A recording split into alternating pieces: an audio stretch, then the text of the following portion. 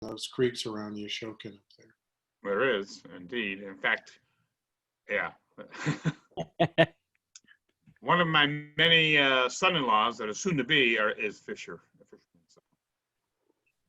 Yeah, no, we love it up here. We've never looked back. We've been up here since my son was 1, and he's going to be 8 in November. And it's a great move. We're really, really happy with it. Cool. All right, we're going in about a minute and a half. Okay. T-minus. Waiting for the radio station to click in.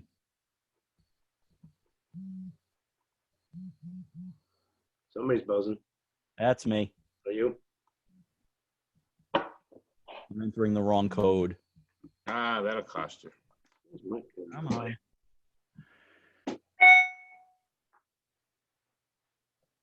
Oh, I have that same thermometer.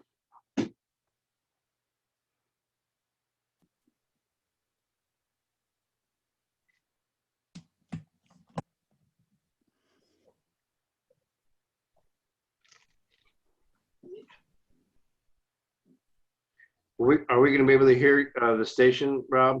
I hope so. I don't think my Master's Cup with me. Bob hasn't joined us yet. Because right now I don't hear the station. Yeah. That's not a good thing. No. I think he's still talking. He's muted. Let's see here. All right, here he comes. Bob, you with us? Here he comes. Yes, I am. Okay, good. All right, I know we're going in a moment. Oh, this is true. Thank you. You too. Thank you, Bob. You're welcome. Next week she'll be calling in from water. No? All right, all systems go on my end. All right.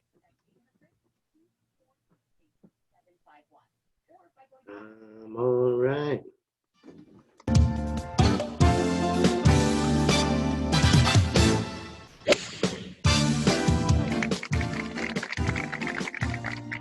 Friends, good evening and welcome to the Clubhouse on 1490 AM, 105.5 FM, and WGCH.com. I'm Rob Adams. Welcome aboard. We have an off-the-charts type of show tonight as I bring in my partner of all these many years. I've lost count, Mark Jeffers. Mark, what's going on? Well, Rob, I've gotten younger as the years gone by, as you well know. And you know, apparently in the Zoom world that we're living in, it's a radio show, so we're listening to the sounds. But apparently, I look like a bobbing head in the Zoom. But we'll only talk radio right now. And yes, we have a really great show planned for tonight. Before I get to our special guest, I want to bring in one of our co-hosts, Mr. Dave Tromeo from Manhattanville. Dave, what's going on? Mark, how are you? Good to see you. Rob, good to see you. Bob, I'm actually excited about our first guest, so why don't we get to him, because this is pretty cool. Well, I want to do a quick introduction, then we're going to go to a commercial break. But, and I wrote this, Michael, so you're going to really enjoy it. Author, producer, Zen practitioner, Golden Globe Award and Academy Award nominated actor, and recently a U.S. Open caddy, Mr. Michael Okeefe. Welcome to the Clubhouse, Michael. That is the nicest audience I've heard in radio in a long, long time. But we have a crowd of people outside my house right now clapping, so that's the good. So we got a lot to talk about. I don't know if we have time to start the ball rolling, Rob, before we go to our break, because I know we're on a clock time here. About a minute, so go for it. Well, the first quick question, then we'll follow up. How's your shoulder after 2 days of carrying Balin's bag at Wingfoot? Well, as I said to Danny the morning after the first day, he asked me how I felt. I said, I feel great. I don't think there's any part of my body that isn't sore except my teeth. So it's I always had a profound respect for Pro Tour caddies, but after carrying his bag around Wingfoot for a day, I was like, man, these guys really, it's a particular, it's asymmetrical the way it sits on you. Conservatively, I would say about 60 pounds. But, he's got a radio in there. He had lunch. It was great. And there's the music taking us to our first break. We will come back, get into more with Michael Okeefe. We also have Rob Labritz and Marty Lyons coming up on this edition of the show. So we're fully stacked for this Wednesday night on the Clubhouse on 1490 AM, 105.5 FM, and WGCH.com. We'll be right back.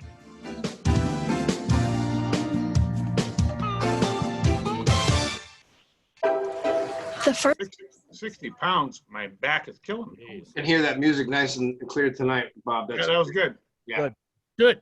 that helps. So, Michael, is there anything else? I mean, we'll talk a little bit of, obviously, talk Caddyshack. And, looking at your website, I mean, it's like we could spend 3 hours just on your acting career. But Well, one thing I did want to mention is this GoFundMe page that one of the members at Wingfoot started for the caddies that I've been trying to drive people towards. It's called Richie's Gift, and they've raised a lot of money for the caddies during this time because, as you can imagine, like everybody else, they've been quarantined, they can't work as much. And then while the Open was there, they couldn't work at all because everybody brought their own caddy. yeah, you know what? We'll do that. I'm going to my first question now is going to be how this whole thing came about. All right, 5 seconds. Here we go. 8 p.m. we'll bring it. on 1490 WGCH.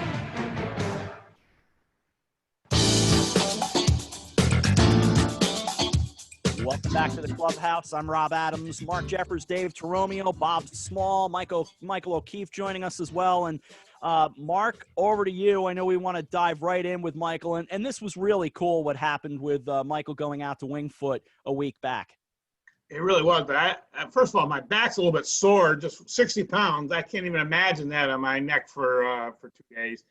But so, Michael, tell us a little bit how this whole thing came about. I mean, I think a guy that started at WGCH, Michael Breed, had something to do with this. So give us a little bit of the background how this whole caddying thing came about. Well, Mike is the guy that actually put me together with Danny Balin, and those are the two people I'm most grateful to for this whole experience. But also the people who got involved was a journalist who's a friend of mine named Michael Arkush. He has a relationship with golf.com, and he wrote a piece for them on Peter McGarry, who you may remember was Hale Irwin's caddy in 1974 when Hale Irwin won the U.S. Open at Wingfoot. Peter's somebody I grew up with. At the time, Peter was 16 years old, and I think he's probably a year or two younger than me. So Michael called me initially, like to say, do you have anything to say about Peter? Do you remember any growing up stories, which I was happy to share with him. And then he said, what about you? And without missing a beat, and for no particular reason, I said, I think I should caddy at this year's U.S. Open. He said, would you write something about that? And I said, sure. So he pitched golf.com, and they immediately picked up on it. I wrote the initial piece. Then Alan Bostable, who's the editor at golf.com, interviewed me. And he said, okay, make your case, which I did. But Mike Breed actually jumped on the story. And I did an interview with him. And afterwards he said, I want to talk to you like offline. I said, okay. He said, are you really serious about this? Because I think I can make it happen. And, frankly, I had to do a kind of gut check because like we were talking, I had to carry a 60-pound bag around, 7,500 yards up and down the hill. And I was like, yeah, okay, I'm in. And then Danny Balin saw the kind of value in it for his own reasons. And, it was one of these stories that sort of just took off. The next thing we knew, really without any instigation or, actions on my part, it ended up on the Today Show. It ended up in the Hollywood Reporter. Jimmy Roberts did a piece that ran during the Open. We got, I can't tell you how many golfers came over to say hi, how many caddies came over to say hi. It was, it was such a feel-good experience that people just jumped on. And I think, probably because we've all been quarantined for 6 months, people were looking for some kind of, feel-good story or good, good news story. But I also think it taps into that thing about caddies in general. When you look back on Francis Ouimet winning the 1913 U.S. Open, or Greg Puga, the caddy out of Bel Air Country Club who came from East LA to win the Mid-Am and then play in the Masters with Seve Ballesteros and Ben Crenshaw in 2001. Those stories have a kind of place in the American culture. And when they happen in real life, it blows people's minds and they become legends. And Caddyshack has its own sort of legendary status. So I think it somehow kind of just ticked all those boxes in the American film going psyche. And then, the next thing I knew, there I was with a bag on my shoulder, and we were teeing off on 10 West. And I was like, well, I just hope I make it to 18, here we go. So. Wow, and we're going to have to talk about Caddyshack in a second, because I don't know if I told you or not, but Cindy Morgan has been a frequent, one of our favorite guests here in the Clubhouse, and she's often said some great things about you. But before we do that, before I forget, in the caddy world, you also, because of the Wingfoot experience, there was a GoFundMe, because as you were telling us off air, there was a GoFundMe was established to help the caddies who have not been able to work. So tell our audience a little bit about that. Yeah, there's a member at the Wingfoot named Bill Fugazi. He started this page called Richie's Gift, and they're raising money for the caddies who've been suffering like everybody else during the pandemic and the quarantine. And, in addition to the quarantine, they couldn't work because the Open was there for 3 weeks, and, nobody was going out and playing. So, if you want to contribute, I'm sure they would appreciate it. It's called Richie's Gift, and you can reach them on the GoFundMe website. And coincidentally, Bill Fugazi, the guy who started that page, his niece is actually married to my nephew. So it's somewhat in the family, the whole thing. My brother, Billy, is actually a member at the Wingfoot and a former president of the Wingfoot. My brother, Billy, as you might imagine, unlike me, is an adult with a job, and he's able to, afford country club memberships and things like that. That's actually a very good segue for me, Michael, because you have local roots. I run a program at Manhattanville College, but you're from the area, lived in Larchmont, right? So you know the area very well.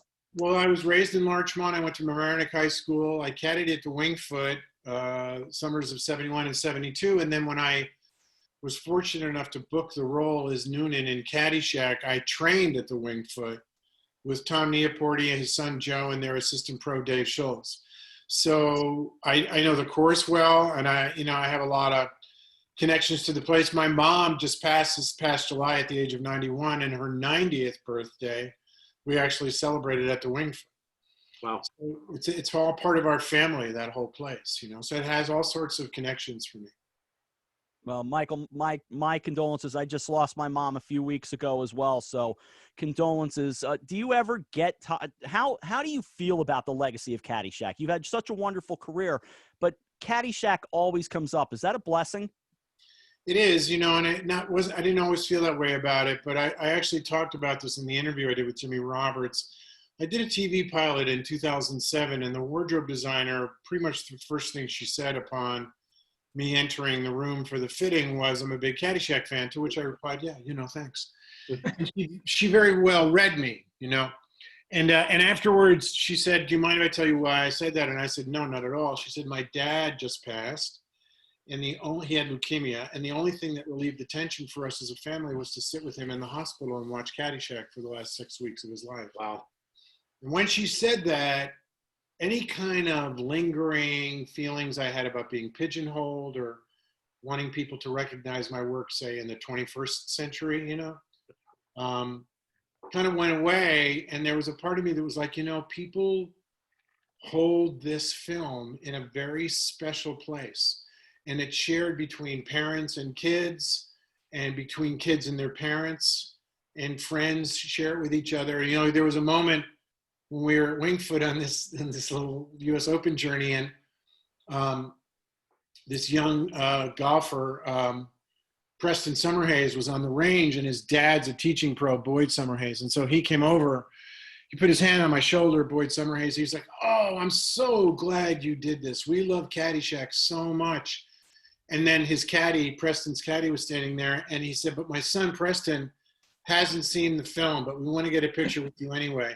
So while Preston sort of obliged his dad, standing next to me like, "Who's this loser? Why am I doing a photograph with this guy? I have no idea who this is." The caddy was like over and over again to Preston, "You haven't seen Caddyshack? What's the matter with you? Caddyshack. What's the matter with you? You have to see Caddyshack." So it has this place. And when I really found, that appreciation for that, when this woman told me about her dad and her family, all of those little hangups that I have as an actor all went away. And I realized, people just love this movie, and I was really, really fortunate to be a part of it. Okay, 40-year anniversary. You got to tell our audience, because this is one of my favorite scenes in the movie, when you're walking down the fairway with Chevy, Ty, and you ad-lib a line, and one of the funny lines is, tell us a little bit about that experience walking down the fairway with Chevy. Well, we were working that scene before we went, and the way it usually worked with Harold, if you were going to improv, you had to do it once off camera with him before you did it on camera to make sure that he liked it. And, it was Harold's first film as a director, but he had very deep comic instincts that were honed at Second City. And he had a kind of sense of what would work and what wouldn't work. And Chevy and I just threw that at him extemporaneously while we were standing there. And Howard said, "That's great. Keep that in." And now, of course, nobody, everybody knows you drop Danny every day. It's on T-shirts. There you go. All right, Michael, if you got a couple more minutes, we'll come back after this break. Sure, absolutely. We'll do it right after this. We're on the Clubhouse. We're live on 1490 AM, 105.5 FM, and WGCH.com. We'll be right back. It comes Labritz. Where is this station? Where are you guys? Like, where's this? The station's housed in Greenwich, Connecticut. It's the station that Debbie Nigro is on. Oh, it's the same station that Debbie's on. Yeah, I was there when she interviewed you. Okay, now it's all coming back to me. All right. Now, we're also on Sports Byline this weekend, which I'll send you the link. Cool. Mr. Labritz is on the phone. Gentlemen. He's here. Hey. Nice to see you. Michael, Rob, you may have met each other. I don't know. He was carrying Danny's bag, and I know you know Danny, Rob. So, Nice. Who do you got? Who's on there? Michael Okeefe. Michael, what's going on? How was the week out at the Open? It was great, man. I can't wait to caddy the Masters. I'm just looking for the right. You just got to find the right, similar to Danny Balin. Yeah, somebody who doesn't mind having a 5 seconds, guys. a pretend. WGCH.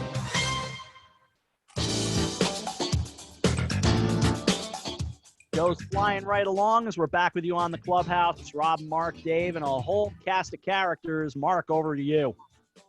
Well, I wanted to keep Michael on, although he has some pressing engagement coming up after this. But I wanted to bring in Rob Labritz, one of our dear friends who has been working with the Clubhouse for a million years at the Pro at Glen Arbor here in Bedford Hills. And I'm thinking that Michael and Rob probably have a lot in common since they both know Danny Balin, but also, Rob could probably help Michael's golf game. So, Rob, welcome back to the Clubhouse. Nice to meet you. Wow, there's a lot of people listening tonight, huh? Woo. Yeah, man, that audience, Rob, I got to tell you, I was really moved when I heard that applause. That's pretty awesome. I got to tell you, right? Rob, I have the girls and Sarah in the background applauding, so it's all good. Hey, girls, nice to see you guys. So, all right. So, Michael, we're touching a little bit on Caddyshack. I wanted to come back to the question I've always. We were talking about Ty walking on the fairway, and that was a great line. But what was it like to work with 4 comedic icons, with Chevy, Rodney, Ted, and Bill? I mean, that had to be incredible. Well, they were at the height of their powers. Bill was just really starting out. He'd only done Meatballs, which was still in the can. He had been on Saturday Night Live and had some success with Second City as well. Chevy I knew before all of it started because I had seen this National Lampoon show called Lemmings that was a knockoff of Woodstock.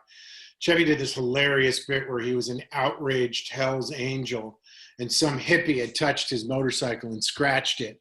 So he terrorizes the audience during the show, which was hilarious.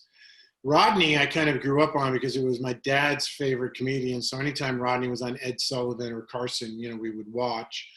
And Ted, I was thoroughly enamored of him from watching the Mary Tyler Moore Show. Each of them worked in very different ways. Billy and Chevy are somewhat similar.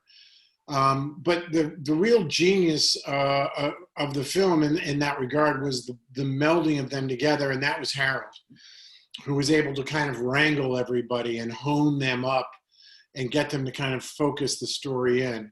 And the kind of zany Zen stuff was really coming from Doug Kenny. And then the kind of verisimilitude about caddying and golf and all that, that was Brian Dolan Murray's job. So they were all at the height of their powers. They all had incredible careers leading up to that, and some of them had incredible careers after that. So, for me, it was like grabbing onto somebody's coattails and hanging on and just praying that, I could do something that would be, reasonably accepted.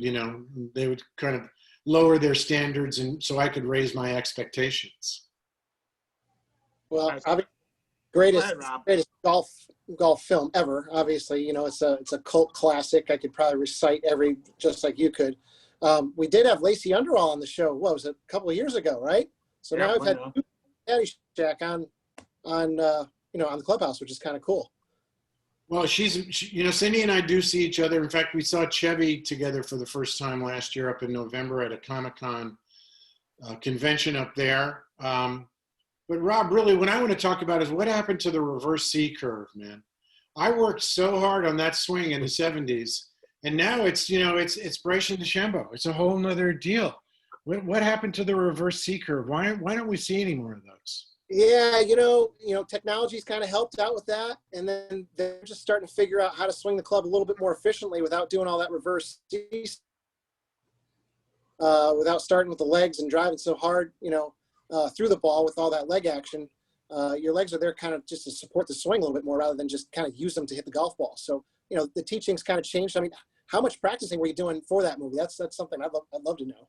Actually, I practiced every day for hours for about 6 weeks before I went down there, because I did this thing, Rob, and I can tell you now, I can unburden my soul to you. I lied at the audition when they asked me if I could play. And of course, I said yes. And then I got the job and I realized, oh yeah, I hear golf is hard. In the words of Bob Dylan, when asked why Dylan doesn't play, why he didn't play golf, Dylan said, well, I hear you have to practice. So I went to the Winged Foot and I threw myself on the mercy of Tom Neaporti. Said, please help me. I don't want to embarrass myself. So I was out there every day, rain or shine. And Tom and I actually had a great moment, because he kind of turned me over to his son, Joe, and his assistant, Dave Scholes, who did the majority. Dave is the one who really worked with me as much as he did. And there was one day where it was just raining cats and dogs, it was just nonstop. And I went down to the range and I hit probably 3 large buckets of balls. And I came back into the pro shop at Winged Foot, just drenched. And Tom looked at me and he said, were you down there hitting balls? And I said, yeah. And he said, that actually tells me something. And then internally I kind of took that and I was like, I must be getting okay. I must be doing the right thing, because I finally got his respect, So I really did work as hard as I could to make it look as believable as possible that I could play. And, I developed a fondness for the game, which I really didn't have. I wasn't a natural. It wasn't like in my blood the way it is with some people. But I never really lost that kind of, affection for it. I've always held a place for the game in my heart, and caddying during the Open, man, getting inside the ropes, seeing these guys hit, being on the range when, Dustin Johnson was hitting these drivers, it sounded like somebody firing a rifle. Yep. Seeing these young amateurs out there hitting, seeing all the bonhomie and the goodwill that, I was wearing the Bushwood hat, which your radio audience won't be able to see, but, there you go. Wow, looking good. I was able to have that thing on. So, it became this thing, that this story had got such great legs, and, I was just happy to be a part of it. And I think it doesn't have so much to do with me as it's a testament to the place that the film holds in people's hearts. There was a sign somebody posted on Facebook. I thought I was going to die. Well, actually, I posted on Facebook, but Danny Balin sent it to me. There was a local contracting company in Mamaroneck called the Murphy Brothers, and they were doing some renovation in town. And they put up a sign that said, Murphy Brothers Contracting welcomes back the 120th U.S. Open and Michael Okeefe to Winged Foot. Very cool. Very cool. Nice. Thank you, my fans. This audience is so beautiful. So beautiful. There you go. All right, before I let you go, Michael, I just wanted to say that, when we're going to transfer over to Rob for a second, but I want to, you'll need to watch the Rob Labritz Minute. because he gives great golf tips. And so when you're ready to increase your game, Michael, Rob's your guy. You know, my sister lives in Greenwich, so there's a pretty good chance I could swing by there. If you're in Bedford Hills, Rob, you know, I'll swing down to Westchester. It's not so far away. I could always use a lesson. Call anytime. You're always welcome. Love to have you out here. It's a pretty special spot. All right, guys. Thanks a lot. Take care. Michael, before you sign off, what's the GoFundMe address again, so we can tell our fans?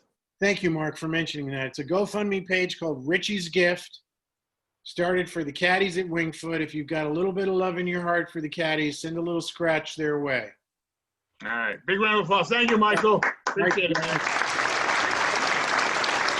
That audience is to die for. Okay. There you go. Yeah. So, Mr. Labritz, how are you? You know, better now. That was great. How are you guys doing? What a great bringing into this show with one of my favorite. I mean, my favorite movie of all time, Caddyshack. To have that guy on was pretty cool. And I appreciated his honesty about he didn't really like being pigeonholed by it for a long time, and kind of had an epiphany about it, Rob. And I think that's important. You know, you reach that moment of zen, if you will. Yeah, it's funny too, because immediately I wanted to say Danny Noonan, all that stuff, and I'm thinking in the back of my brain, you know, that guy doesn't want to hear that. He must be known as Michael. So nice to have him on. Very cool. Love to hear some more stories. If you look at the stuff he's done, I mean, he's quite accomplished. Yes. You know, on Broadway, he was in Roseanne. He was in Rob Adams' MASH as. Was. Oh, you've asked me this before. He was mad at Sidney Freeman for sending him back to the front. Remember? Yep, I do. Yep. I do. I can't remember the names, but yes, I do remember. So, Rob, you know, you're a shy guy that, you know, just comes on, obviously one of our favorite Clubhouse guests. So I was going to have Rob on last week. And he said, well, you know, Mark, I love the Clubhouse, love to be on, but I'm a little busy right now. And the reason you were busy is because perhaps you could tell us about the Met PGA Pro Championship. Okay. Yeah. So 3-day event. It's the qualifier for the National Club Pro next April, which I was fortunate enough to be exempt for my finish last year in the National Club Pro before COVID took over this year. But you know, squeaked my way to 373s and a tie for 11th place. You know, wasn't the greatest week, but always good to play 3 rounds and get a top 15 or so. Oh, no, I'm proud of you, man. I thought that was great. Okay. Love it. That is a cool feature, by the way. I need that on the first tee. Bob, that's Bob Small. He's our expert on that one. So we'll talk to him directly and figure that out. So what's going on at Glen Arbor? Tell us. It's crazy there. I'm sure the people are wanting to play. Yeah, so, you know, golf, at least up here in the Northeast with the U.S. Open and everything, is in a bull market, so to speak, you know, kind of on our Wall Street, you know, tails here. We're going crazy. Everybody is out to play. There's been people that I haven't seen in 10 to 12 years out playing. The 2-year-olds are now 12, and the 12-year-olds are now. All right, so the 24-year-olds are now in their 30s and 40s. Yeah. Oh. We got a minute before a commercial, but we're gonna bring in after the break. We've got Marty Lyons joining us. But Rob, I'd love you to hang out with us if you can. And Marty Lyons from the New York Jets. You can, and then after that we can chat some more if that's cool. Yeah, sounds good. I'm here. All right, cool. We are just flying through a stacked edition, Mr. Jeffers. The producers have really outdone themselves. They outdo themselves every week, but this one seemed especially hardworking. No, I think Bob Smalls has made the show what it is today with that great applause. Well, you know, it was tough to organize in social distancing, tough to organize that kind of audience, but we're doing a heck of a job. We will take a break on this edition of the Clubhouse. Marty Lyons still to join us. We'll get back to Rob Labritz as well. And Dave is still there. Believe me, he's still there. So more to do on the Clubhouse right after this. 1490 1055 WGCH. This is Very cool. How are you, Mr. Labritz? Hanging in there, man. Running, just finished the day. I'm sitting here in my office at the club, still gonna go home. Had my daughter and wife, my pregnant wife now, 5 months pregnant. Oh, Yeah. I know that. little COVID pregnancy. I didn't know that. Congratulations. Congratulations. I text you all the time. Don't tell me those things. It was either domestic violence or we went the other way, you know? Wow. I like that. Yeah. So we don't know if we're having a boy or a girl, but we're excited. Mark's by the way, Rob, Mark's a nice name. We thought about Mark. Yep. Woo! Thought about Rob. Thought about Dave. Can't go wrong with any of those. You're smooth, Labritz, no matter what they say about All you. right, 5 Coming seconds. back. 5.5 WGCH. Clubhouse rolls on for a Wednesday night. Not the last Wednesday of September, but our last show of September, because we won't be back until October, Mark. That's correct. October 7th, big show. Not as big as this show, of course, but every show is big with you guys. We've got Rick Barry, NBA Hall of Famer, and Mark May is going to join us on the set. Nice. Very nice. But now let's get back to Mr. Labritz. So, Rob, I watched your videos. You tell us a little bit more about the Rob Labritz video, because I saw the last one, the flop shot. I don't think I watched it, and I practiced in my backyard, and I took a big divot. So tell us about the videos in general. I think that's a cool thing. Yeah. So the Rob Labritz Minute's just a quick minute tips on, how to get better in any part of your game. Putting, full swing driving, how to think, how to walk, what to eat. I've been throwing out a bunch of the videos there for a while. I've got a bunch more accumulating now in a video library, which I'll be throwing out soon. And, just get your learning hats on to learn some cool tips that you never hear about from other instructors. Very cool. And I see that we have yet another guest. So, Rob, we'll come back to you, because I want you to hang in there and stay with us, because it's now my great privilege to introduce Mr. Marty Lyons, former defensive tackle for the New York Jets, the founder of the Marty Lyons Foundation, and an author of a new book, If These Walls Could Talk. Welcome to the Clubhouse, Marty. How you doing, Mark? Thanks so much for joining us. Oh, my pleasure. So where do we start? We've got so many things to talk about with you, but I think we should start with the current situation with the Jets. Because Dave Romeo up there, he's a big Jets fan, and he wants to know. I know there's some troubles, there's some injuries. What are your thoughts? Well, I think this is a reflection of everything that transpired in the preseason. You don't have a preseason, you don't have training camp. Players didn't get to know one another, and just poor execution on the Jets' part in the first two games. You can't make any other excuses for them, because all 32 teams face the same type of obstacles, and the Jets just haven't performed. Well, there's an understatement, Marty. Marty, Dave Romeo, we actually did some work back when I was at the Football Foundation together years ago, back in the 90s, late 90s. Obviously, I am a Jets fan, and it's very frustrating, I have to say, being a Jets fan. I'm sure you can commiserate, but the fact of the matter is, you guys, your team, when you were, with the sack exchange back in the 80s, that was a hell of a team. And I guess my specific question is towards what's now referred to as the Mud Bowl, and your feelings about that, because you guys are a better team, in my opinion, than the Dolphins that day. Well, when you look at that, they beat us 3 times that year. So also on that day, it's not like the Dolphins took the ball and played on a dry field. Richard Todd didn't have one of his better days. He had 5 interceptions, and one of them by A.J. Dewey was returned for a touchdown. And, offensively, we struggled. They put up 14 points. That particular day, they took, with the wet field, it took away our running game. But we just didn't play well that day. We didn't execute well. And, we had gone the previous 2 weeks on the road, and we beat Cincinnati, and then we beat the Raiders out in L.A. So we had a great deal of confidence going in. But anytime that you have 5 turnovers, it's hard to win. Marty, those days were so fun with those Jets teams. And, you know, as I think of the history of the Jets, I think about obviously Namath, but you guys are right there in terms of the cultural impact with the Sack Exchange. How much do you remember those days and your cultural impact with the Sack Exchange? Well, the big thing I remember, you know, people are saying, well, are you going to get to the quarterback? It wasn't, are we going to get to the quarterback? It's how many times we were going to get to the quarterback.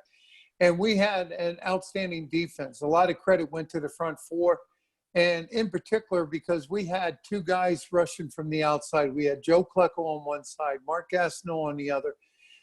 The offense couldn't double team both of them. So if they were going to double team Mark, Joe was going to get there. If they were going to double team Joe, you know, Mark was going to get there. So, and we had good coverage on the back end. And we had a defense coordinator that put us in the right place at the right time to come up with the big plays, and we could get to the quarterback back then. Yep. Klecko needs to be in the Hall of Fame, by the way. Well, without a doubt. And, you know, when you look at everything that Joe's meant for the team, he's, you know, he made All-Pro at 3 different positions. The only thing that he didn't have or doesn't have on his resume is the Super Bowl trophy or appearing in the Super Bowl. But trust me, if we had, you know, 10 guys like Joe Klecko lining up all at once, we would have won multiple Super Bowls. It wasn't Joe's fault. We just, you know, we just never turned the corner after getting to the Mud Bowl.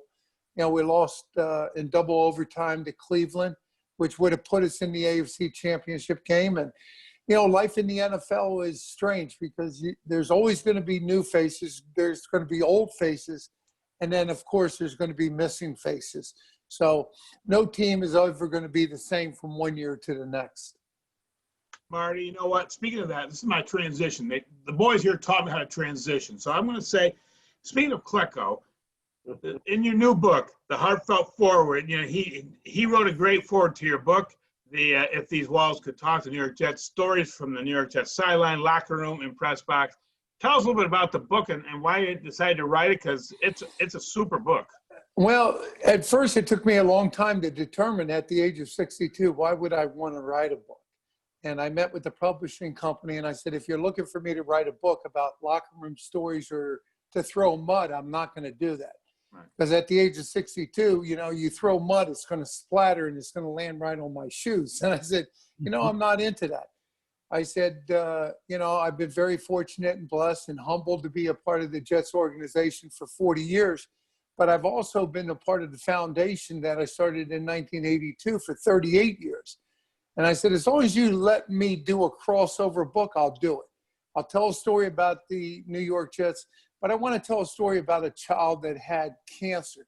And I want to bring awareness to everybody about childhood cancer and what these kids and what the families faces, all the different obstacles, because 90% of the kids, or let's go back, 70% of the kids that are diagnosed with childhood cancer may not make it to the age of 18. And I wanted to bring some awareness to their lives, their struggles, and how we can make a difference in their lives and the impact that they have. They're only here for, some of them, a short time, but they make you realize that they're here for a reason. They're here to teach us. And if we take time to listen to them, we certainly can learn a lot. Marty, tell us a little bit more about the foundation, because I know I went on the foundation, and you know, Sandra's been very wonderful helping set this whole thing up. The courage to wish for more. Tell us, you know, tell us a little more about the foundation, some of the events coming up, because it's such a cool thing, and I think that I know that Dave and I and Rob and Bob will probably all be joining the foundation because it's such a cool thing. But tell us a little bit about the foundation. Well, I started the foundation. I was 25 years old. My oldest son, Rocky, was born on March 4th. My dad suddenly died of a massive heart attack on March 8th. And then a little boy that I was big brother to died on March 10th. And that all happened in 1982. And, you know, being 25 years old, I really struggled to find an answer. I kept saying, why me? And the more I said, why me, the more I was saying, why not somebody else? And, you know, a month or two went by and I couldn't bring my father Okeefe back. So I felt that maybe here's that platform I needed to help those that can't help themselves. So I reached out to Kenny Shroy, a teammate of mine. I reached out to the Jets and I said, hey, I'd like to start a foundation for terminally ill children. Take your greatest wish in life and make it become a reality. And the tri-state people got behind it. They believed in the mission. They believed in a 25-year-old athlete saying, hey, he wanted to make a difference. And here we sit 38 years later, and we proudly say that, you know, we've raised $35 million. We now operate in 13 states, and we've helped over 8,000 families. So, you know, God's always going to challenge you to take you off what you believe is your path in life and put you on his path. And in 1982, he did that to me. And I just couldn't let the death of my father and Keith define who I would be. Just like when I wrote the book, I said, you know, I don't want to be defined as just a football player.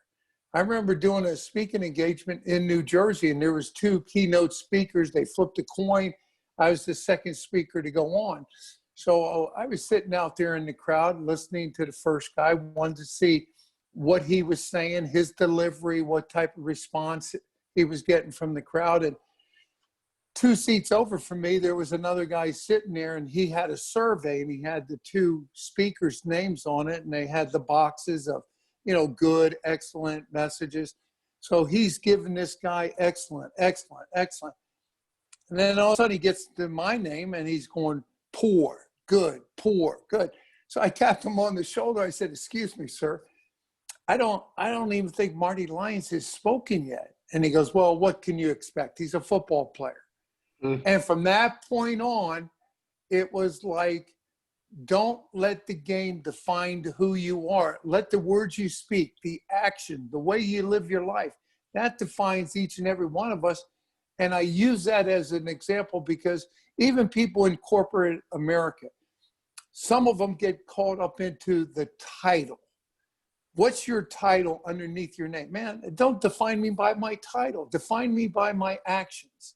So it was a learning experience. And again, I think God puts things in your path, and sometimes we overlook it because we live in a very busy world. But if you sit back and you can reflect on life like we just did with this pandemic, and you realize how fortunate you are, how blessed you have been to be raised with, you know, 6 siblings, go to University of Alabama, play for Coach Bryant, win a national championship, only lose 6 games in 4 years, be a #1 pick for the Jets, be in the NFL, the College Football Hall of Fame, the New York Jets Ring of Honor. I've been blessed. I can't tell you how fortunate that I've been to have a great supporting cast, not just with the foundation, but in life in general. Marty, it's Dave again, and congratulations, obviously, on a great career. And I'm sorry, I left the Football Foundation in 2000, so I wasn't there for your induction, which I think was 2011. Yes. College Football Hall of Fame, but correct me if I'm wrong, you also went back and finished your bachelor's. Is that right?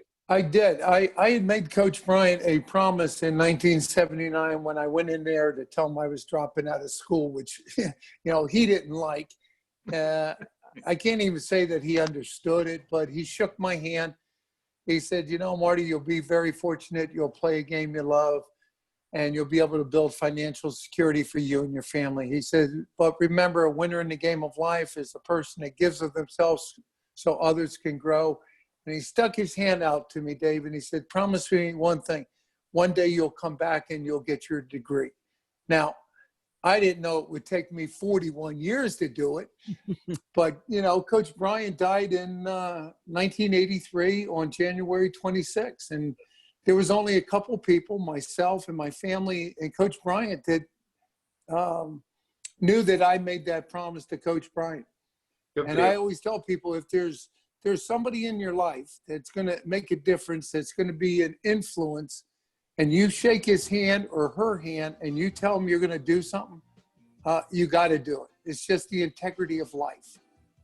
Hey, Marty, tell our audience one more time before we let you go, where can they get more information about the Marty Lyons Foundation? Well, the best thing to do is go to martylyonsfoundation.org. If you want to order a book, you order a book from the foundation. I'll personally sign it. We'll ship it back to you. And again, all the proceeds from my side will go directly to the The first person to survive Alzheimer's disease is out there. Hopefully, And the Alzheimer's Association is going to make it happen. All right, Mari Lyons, Funding thank you so much for being on the Clubhouse.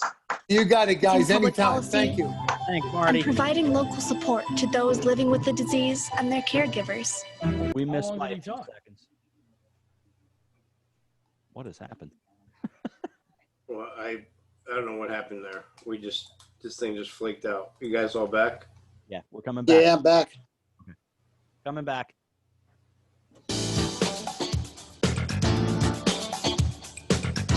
Welcome back to the Clubhouse, 7:45. Where are we, Mr. Jeffers?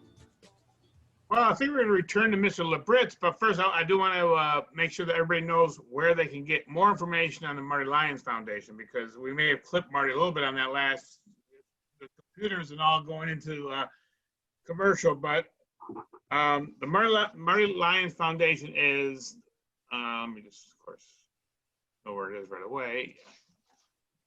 MartyLyonsFoundation.org. Oh, there you go. See, Dave, that's what they pay the big money for. And speaking of transitions, before we go to Mr. Labritz and to learn more about the world of golf, I wanted to take a few seconds to give you like at least 30 seconds, Dave, because that's kidding. Dave Truman, Manhattanville, is, their program is outstanding, and I wanted to tell our audience a little bit more about it, because plus, being the co-host of the show, I can ask you that, and then you can say, well, if you're the co-host, you can't ask yourself. So how are things in Manhattanville, David? Things are different, Mark. I mean, obviously we're 6 classes and 5 of 6 are online, but it's working out. And we have Barry Wilner is running his class, sports communication, as a hybrid. Many people know that Barry is the top AP writer for the NFL. So we'll get through this. Our numbers are really good in terms of what's going on, but I think it's important to know, we just did a lunch and learn this last week with 2 of our alumni, one with the NBA and one with the NHL. We've had MLB and also WWE people on. So our alumni are really impressive. And that, I'm impressed by them, to be honest. So kudos to them, and also to people like you who teach them, because you've helped them in their career. All right, so what's going on? All right, the fall, we understand, and now, but admissions is still, they're still taking students on. So if somebody out there in our audience wants to join Manhattanville, what do they need to do?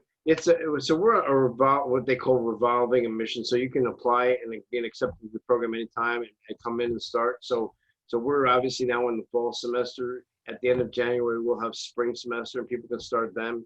We have summer classes, which you teach one, people will start then. So you can start the program at any time. It's 36 credits, which is basically, 11 classes and an internship. And we help you every step of the way. And it's been great. Like I said, the alumni are terrific. Our adjunct professors all work in the industry. We have a great advisory board. The chairman is a little weak, but other than that, I think. Thank you, David. You're welcome. Listen, I got to take a shot at some point, but no, this has been a great show. This has been terrific. So, Mr. Labritz. Yes, Are sir. you having a good time? Having a good time? Are you kidding me? You guys got star-studded fields on tonight, besides you guys. Well, we have you on, my friend. No, so what's going no. on? So give me the Labritz fall schedule and golf terms, and also I'm going to put the boys on the spot here, because even though I can't believe I'm asking you this at the end of September, but I'm going to need predictions for the Masters. I know. Can you believe I'm asking this in September? Oof. But let's talk a little bit about Glen Arbor. What do you got going on there in the fall, and then we'll move on to the next. Yeah, we're just we're cranking along here. It's a bull market, like I said. We've got members coming out of the woodwork playing golf. It's pretty awesome to see. Our rounds are way up. The golf course is in phenomenal shape. Our new superintendent Joe Geekus and his crew are just kicking some serious tail. The grass has never looked better. It's like Augusta out here. To be honest with you, the greens are are as fast, if not faster. They are faster than the major championship I played in, the PGA Championship a few months ago. It's just an incredible spot, and we're just riding it pretty hard. It's great. A lot of tournaments coming up for me: Westchester Open, Team Championship, a couple other smaller, section events. Kind of bummed that the Champions Tour this year, qualifying school has been canceled due to COVID. I would have been able to go this year at 49, June 1st of 2021. And my birthday's May 31st, so that's a little bit of a bummer. But, we'll just have to wait another year to get on the Champions Tour circuit. And until that time, we're going to just keep grinding away and winning as many tournaments as we can up here. Had a nice win a couple weeks ago at the Head Pro Championship. Well, Rob, I'm actually eligible for the Masters or for the Champions Tour. In the backyard again, and just keep grinding away. Now I think you're cutting out. Good. Can't complain about anything. Very, very blessed. Yeah. Cool. All right, so I have a question. If the boys wouldn't mind, we have a couple minutes. I could do a quick clubhouse report. Would that be I love that idea. Is Mr. Small okay with that? Of course he is. Then let's try it.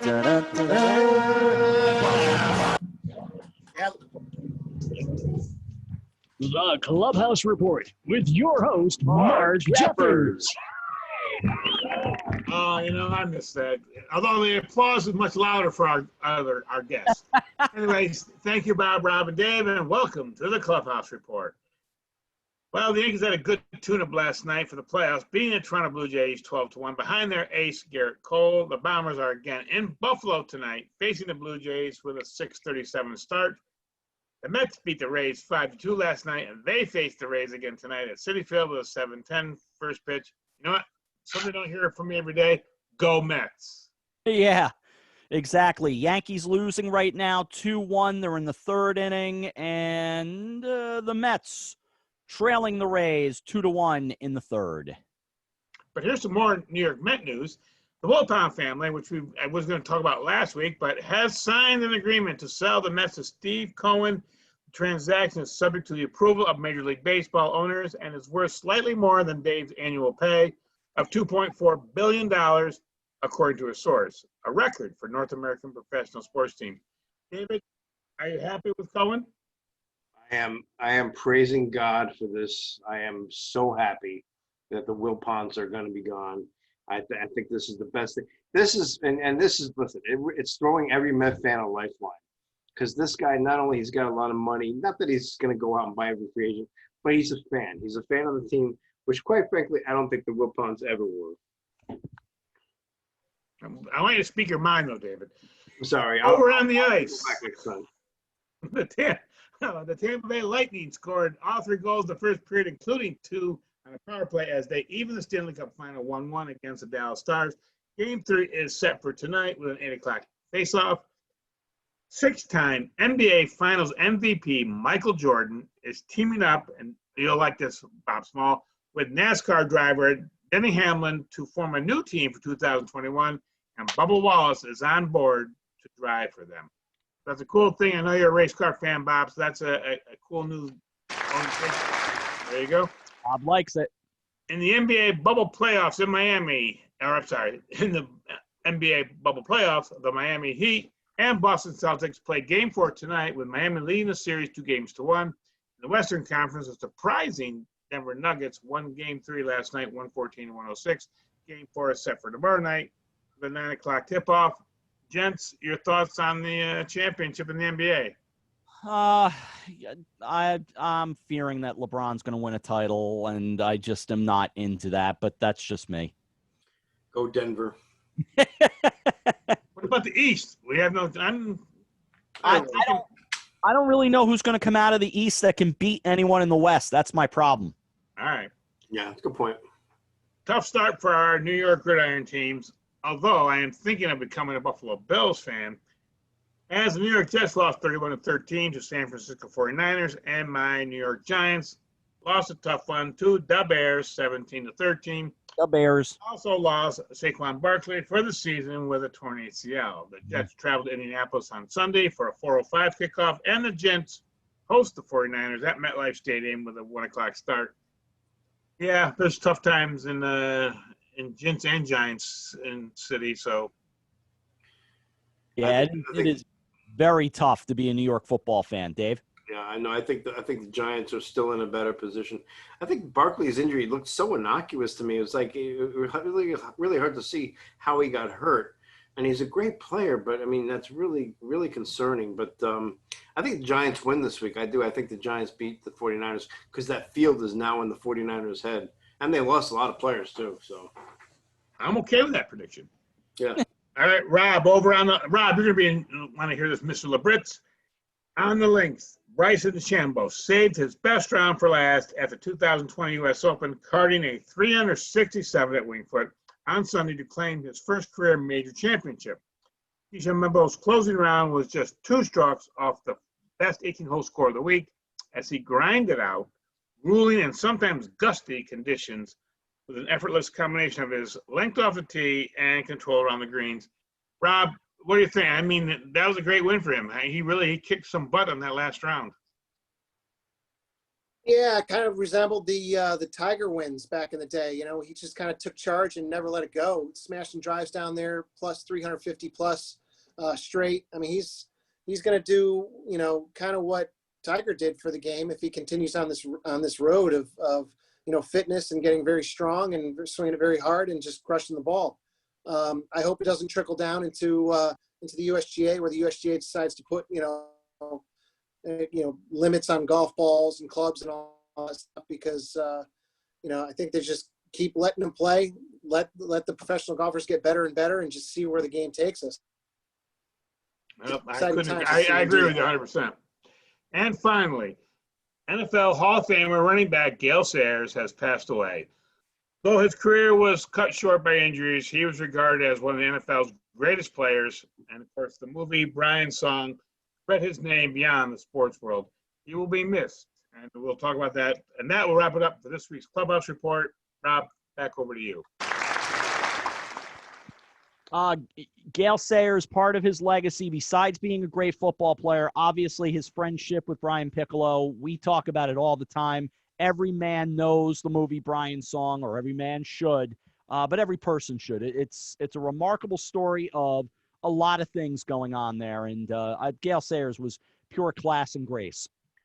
Yeah, Gale Sayers was sweetness before Walter, and he was magic before Irvin Johnson. Well said. Yep, I agree. 100%.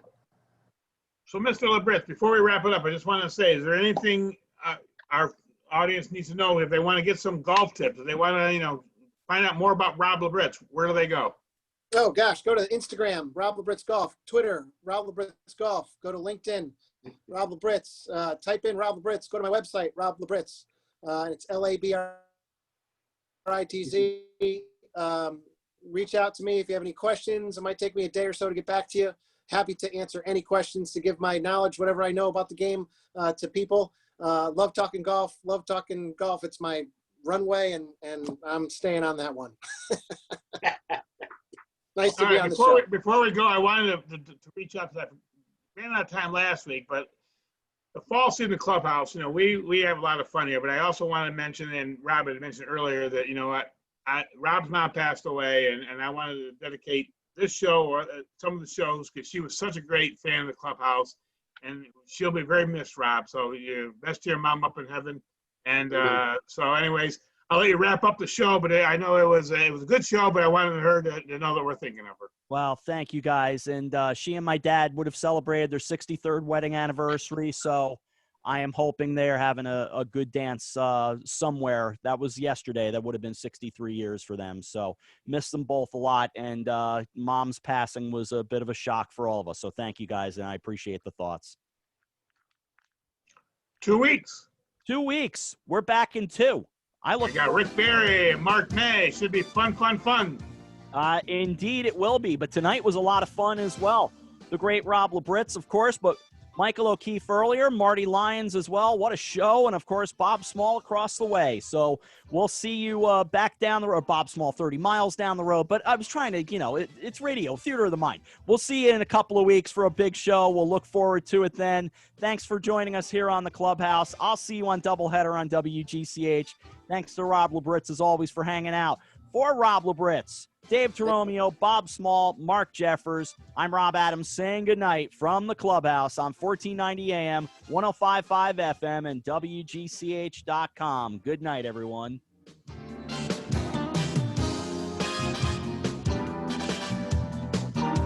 Okay.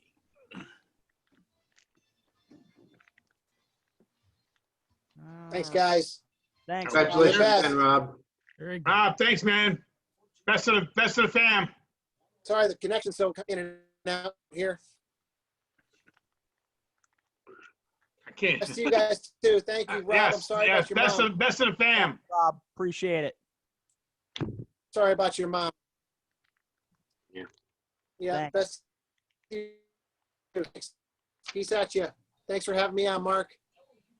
Peace Gentlemen. out. Always. Right. Are we Let's off get the a air? bunch of beers.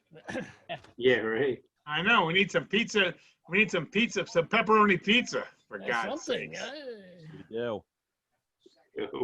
I walked into that new Wegmans down in near White Plains and happened to see a whole big case of Bob's beer staring me right in the eye. Nice. Oh, no kidding. Wow. Yeah. Yep. Sarah, by the way, Bob, Sarah's become a fan of your beer. Wow. Yeah, she drinks it, and I'm like, we got to save those, even if they're skunky. We have to save them to give them to Bob later. It's skunky. I'm kidding. I've been drinking stout lately. Really? Completely different. Wow. Yeah. I don't know. That's a stout decision. Good show. Good content. Good content was great. I was sorry I cut off Marty. I wish there was a better way to deal with that situation. I know. Yeah. I know. Yeah.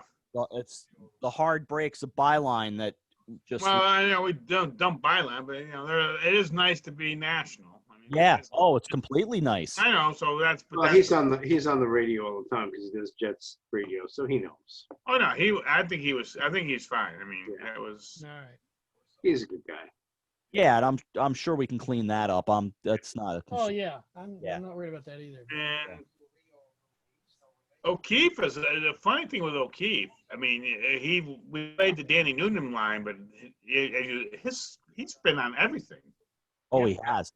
As an actor, I mean, I forget that I don't pay attention, but he's been on like all these shows that we. And he's watched. a local guy. He's a local guy. Well, that's a funny thing. I think this is where it all becomes. If we ever got in person again, he would come down to wherever. Yeah, probably would. Yeah. Yeah, that's a good point. That'd be great. No, because have him come to Grand Prix if it's there and get Cindy on the phone. Maybe Cindy would be willing to come down too if she knew he was there. Oh yeah, no, they did. I'll send you. I just saw that they did in July. I think I'm sure they got paid for like there's like an hour-long interview between the two of them, and they would have been in person, like a fan function or something, and they did it, at their homes. But it was, and the funny thing, it was the same backdrop that he used tonight. So it was like, he's up in his Ulster County home. All right, what else? What else? I got nothing. So, Bob, we're thinking about having lunch in an outdoor place, My Treat, in Greenwich. I know, don't be shocked. All right, easy on the throttle. Bob, There's lots of places on the avenue. I don't know where to send. True. I suggested Crew because of I know Chris Guideman, and the other place I suggested was Karen's Coscobber. That's true. Those aren't on the avenue, but yeah, they're both great. Yeah, they're both great. Plus, so what would be a timing on that for work? Because Dave and I don't work, so it doesn't really. Earlier in the week, my middays are clearer. I can do stuff. So a Monday or a Tuesday, I guess. And you get shit. Mr. Adams. Monday or Tuesday sounds pretty good to me too. Better on a Tuesday, but yeah, I could. David. I'm open. You're partial to the fugue. I am partial to the fugue. Well, the bobbing head's going to sign off. I mean, I look at this. I am quite scary, actually. You really are. All right. We tried to build Sarah and I tried to build a set today. We did. And it was I think what you need to do is get some Halloween lights, those orange, like pumpkin lights, and hang them up.